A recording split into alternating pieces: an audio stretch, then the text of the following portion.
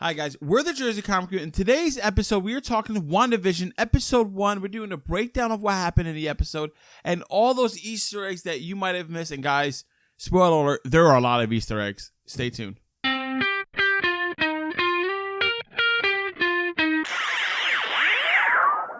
Hey guys, Chris and Rob here of the Jersey Comic Crew. We are talking WandaVision. It is finally out.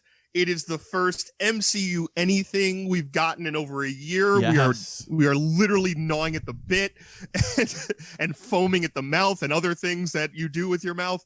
And this is a big one. It was an Easter egg hunt. This entire show felt like an Easter egg. So people like me were very excited, and people like Rob were reading a lot of things and like rereading just script, and it kept getting added on. So we're going to break everything down for you guys. We're going to go into some Easter eggs, but we got to start with some Rob's recaps of this episode. And this is your last spoiler warning, Rob. That's right, guys. Spoiler warning here. We're going to do a quick recap of the episode. The great thing about the show, it's half hour, so there's not so much that happens, but what happens is important, hence the Easter eggs. So the show, as all of you are aware, it starts in the black and white sitcom, very akin to I Love Lucy and Bewitched. You know, the Bewitched persona plays very much with Wanda, her doing everything magically to get the things in the house done. We don't have a lot of context for what happens, but the main plot of this first episode, you know, it's dipping the toe into the water of this show, which leaves you with the question, what the hell is going on, right? There's the whole conversation, the conflict of the episode is that there's a date that's hearted out on the calendar, which is the 23rd of August, and neither of them knows what it is, and they both are like playing it off like they do. Vision is saying, oh, I remember everything. I am a robot. I don't forget things. Wanda's like, of course I know what it is. It wasn't until Vision gets to work where he starts to realize, I have no idea what's going on. Oh, I have a dinner with my boss. That's what it is. He calls his wife. His wife is talking to the neighbor Agnes, which we'll get to, don't worry, and says, oh, it must be your wedding anniversary. So they got their wires mixed. Vision comes home with the boss and the wife, and, you know, Wanda tries to seduce the boss thinking it's Vision, and then trying to make a magical dinner in the kitchen while everything's going on. And that's pretty much the episode, right? They're all like making a dinner last minute before they see it. And then at the end of the episode, we pan out. We see somebody's watching them on a TV screen. We see a little sword icon, which we did mention. And that was the first episode. And for me, overall, I like the episode. I thought it was a fun thing. I love those 50 kind of style of sitcoms. I grew up watching those, even though I'm not from the 50s, as you might imagine. Now who's the old man? I know, right? I love that. That, Abbott Costello, Three Stooges, Bewitched, all that kind of stuff. Like, I enjoy the humor. But to me, I was like, all right, this is the first episode. This didn't do anything to hook me in. I was like, all right, the only reason I'm watching this after this first episode is because I know it's going to have big ties to the MCU. And that's something that I think a lot of people need to understand. It's like, all right, we have to give it more time to do what it needs to do because the payoff is going to be huge. But I was not impressed by this first episode by any means. I thought it was just like a random episode of a TV. But thankfully, we do get a second episode later. What might save this first episode for you guys at home who are thinking it's not that great, it's boring, I don't care about this, or all the Easter eggs and how important they are. Now, Chris, I need you to blow our minds with all these Easter eggs because I caught a couple of them, but there's a couple I'm seeing here that I didn't catch, which is awesome.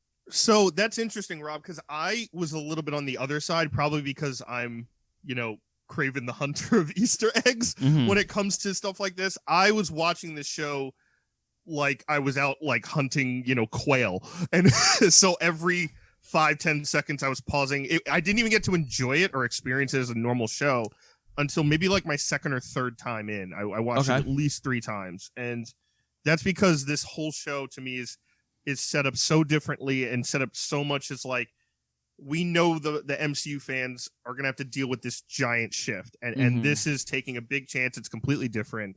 And right off the bat, right, Wanda's voice isn't that Sokovian or Russian European accent. She sounds like she's on Bewitched or the Dick Van Dyke Show. Correct. Or, you know, I Love Lucy.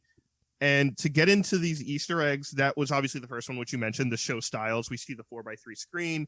everything's in black and white. Mm-hmm. The opening, Dick Van Dyke actually went on the set and kind of helped Marvel get Did that he? feel and style. He did. He was awesome. a direct consultant in the making of this show, especially for these older 2 episodes, as we're going to talk about.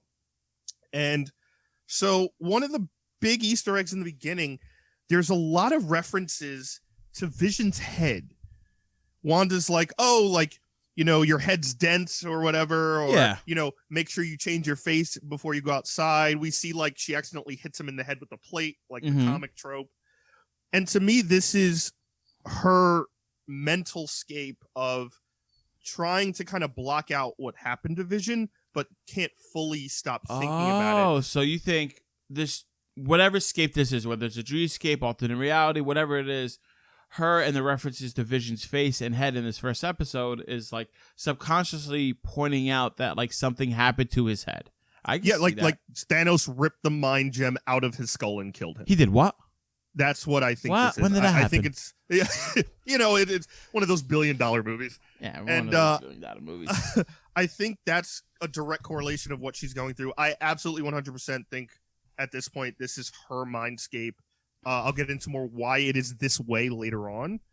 But the next Easter egg, which this was a tough one, and I had to double check this one myself.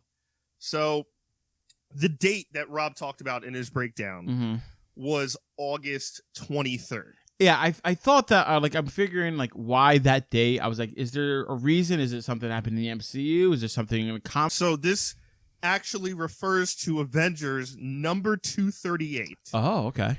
23rd of August, 23/8. And in that issue, before that issue, Vision was already an Avenger. He was already invented by Roy Thomas. Okay. He gets deactivated, and in 238, the Avengers fix him and reactivate him. Oh, so, okay. in the same way that in this first episode of WandaVision, we see Vision alive again for the first time since, you know, the end of Infinity War or Endgame. Obviously, we meet Agnes for the first time. Rob and I have speculated that she is actually Agatha Harkness. And Agatha and Agnes is very close, right? Could be a nickname, Name-wise. right? She refers to like her lazy husband. Like this guy Ralph, who's like, you know, I can't get him to do anything, or like his, unless it's a can of beer. Ha ha. Yeah, like it's like the comedy trope, but she references him 2 to 3 times, and we see a bunch of couples throughout the first 2 episodes, and this guy's never around. So could her husband actually be referred to as actually being Mephisto? Possibly. That we've been speculating is going to be in the background, because we know Agatha Harkness from the comics works directly with Mephisto. That could be it, maybe. One of the biggest things of the show is the commercials. Yeah, so like the commercials are weird, and I don't know if that's just like to fulfill the sitcom vibe that they're doing, or if there's something more to them. Well, there's definitely something more to them, and it's also because it's supposed to make you feel like you're not only watching a show in a different time, but you yourself are in a different time, right? So it's basically like the commercial break within the show in the 50s, and here's your commercial, which I think is a really cool trope. And we get our first commercial, which is about a toaster. It's about this brand new Toastmate 2000 from Stark Industries. That Stark Industries is creating. We obviously all know Stark Industries, but if you take a good look at the toaster, it's not a normal toaster. It's not a, you know, you just pull the lever down and kind of, you know, it has all these gadgets and beeps and whistles. And it actually, to me, looked like the original version of Ultron in the comics. And it's also the first time we see color in the episode. Yes. And you'll see this in this episode and the next episode when we talk about it in our next video. You know, whenever you see color in this black and white, like you're drawn to it naturally. So there has to be a reason. And the toaster was ticking. I don't know if that means anything, but yeah, the toaster was ticking, and maybe it's a clock that they're monitoring outside of Wanda, like seeing if there's like she relapses or she snaps out of it. The other one is Rob mentioned, where Wanda kind of comes downstairs and does the, you know, guess who thing. They call it the Sokovian greeting to get it out of like, yeah, you know, the heart's heads. And that's the first mention we get of Sokovia, which is originally Wanda's home. And we all know Sokovia was destroyed in Age of Ultron. The whole city became a meteor and got destroyed, which we'll also see the fallout of that in Falcon Winter Soldier, as we get Baron Zemo back, who we know his entire family died in that, attack on the entire city. Finally, the dinner scene. We get the really awkward dinner scene where the food's finally made and they're all sitting down. When they real quick to address that Yeah. scene, because I didn't really bring it up in my recap, and I know we're gonna go into this in greater detail, but it seemed like there was a glitch in the system, right? Yes. The tell me, and stop it. Yeah, that's what it it was. Stop it. Like I think that means something, and that'll reveal itself later. But that's something I want to address now, so that way you guys keep it in the back of your mind. Yeah, and just to jump to that immediately to respond, that is to me, that either means the mom from that 70s show, which I that's Kitty to me forever. I love her. And she's the one who's saying, stop it, stop it, stop it. That to me is to Wanda, not to her husband. Mm-hmm. So to me, some of these people are actually real in this scape. They somehow got in, whether it's Sword, which we'll talk about, whether it's someone else. But I think it's they're in there to kind of try and gradually, like, carefully try and get Wanda I can see out that. of the I can see that they're trying to like get her there, or maybe people are talking to her, and the voices that she's hearing, she's given physical personas in her mindscape. You mentioned Sword. Let's just address that real quick. That Sword icon that we saw when you zoomed out, that is the organization that we've been mentioning that's going to take over for S.H.I.E.L.D. So this is the new quote-unquote government agency that's going to deal with the superhero universe of the Marvel world, right? All this kind of stuff, like the special task force designed to handle these kind of situations. At the dinner table, they're pouring wine, and the wine bottle in French says Maison du Mépris. Oh. Which kind of roughly translates to House of Contempt or House of Misery. And that is a direct correlation to the House of M comic. House of M, right there. Which is very loosely based on this kind of style in which Wanda's powers are so great that she actually starts going mentally insane and starts breaking down. We obviously know we get the No More Mutants thing in the comic. The bottom one I find very cheeky. Them addressing House of M when so many of us are theorizing that House of M is here, and they know that uber nerds like Chris are going to go through all the Easter eggs to try to find this out. Leads me to believe that this is not going to lead into the House of M, because they already put the nod in the first episode. I think it might be inspired by it. It might be something in the same vein, but it's not going to be at that same grandiose scale that we're thinking.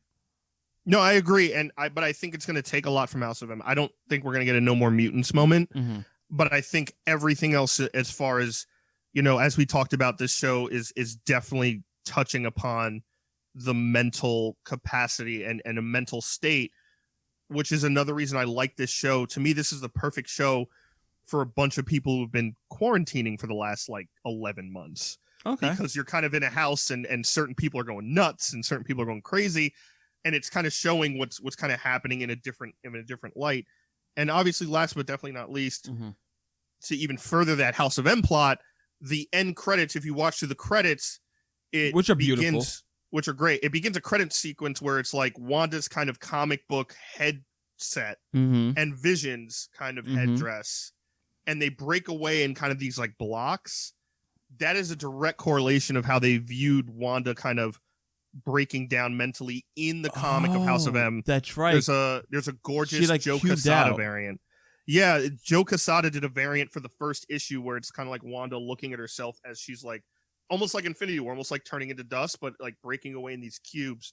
That is a direct House of M correlation. That one, that was the easiest thing to pick up for me personally. Oh wow! And so that's how it ended. So I don't think we're done with the House of M situations, but I wouldn't expect a No More Mutants because, one, we don't have mutants technically yet.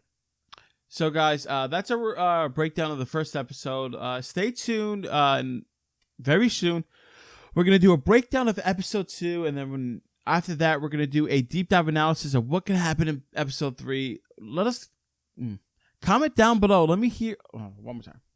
Comment down below and tell us. I keep rushing it. Yeah. Comment down below and tell us your theories based off this first episode, and whether or not you like this first episode and what Easter eggs you did pick up on. And guys, thanks so much for watching. Give us a thumbs up, really helps the channel out a lot. If you're brand new, make sure you subscribe, turn on those notifications because you don't want to miss any more WandaVision stuff. We're breaking it all down for you. You're going to be the coolest guy in your group who knows all the Easter eggs. So definitely make sure you do that. And as always, I'm Chris Heller. That is Rob Moran. We are the Jersey Comic Crew, and we will see you next time in Westview.